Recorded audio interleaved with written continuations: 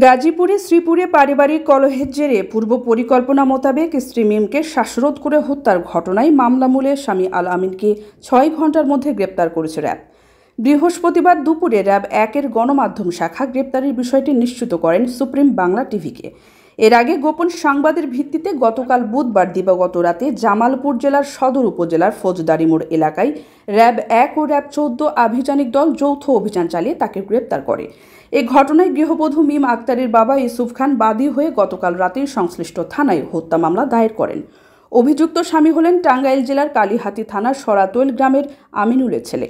সেই স্ত্রীকে নিয়ে ওই বাসায় ভাড়া থেকে মাওনা এলাকার ৭ গ্রুপের একটি কারখানায় চাকুরি করতেন। নিহত মিম সিরাজগঞ্জ জেলার বেলকুচি থানার মূলকান্দির ছোটবেড়া খারুয়া গ্রামের ইউসুফ খানের মেয়ে।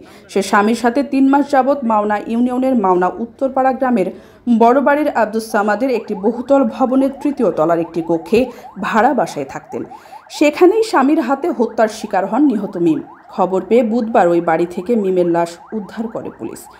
এই বিষয়ে গাজীপুরের র্যাব ১ পোড়াবাড়ি ক্যাম্পের কোম্পানি কমান্ডার জুন্নুরাইন বিন আলম বৃহস্পতিবার বেলা ১১টায় আনুষ্ঠানিক এক সংবাদ বিবৃতিতে সুপ্রিম বাংলা টিভিকে জানান, ৭ মাস আগে পারিবারিকভাবে বিয়ে হয় মিম ও আল আমিনের।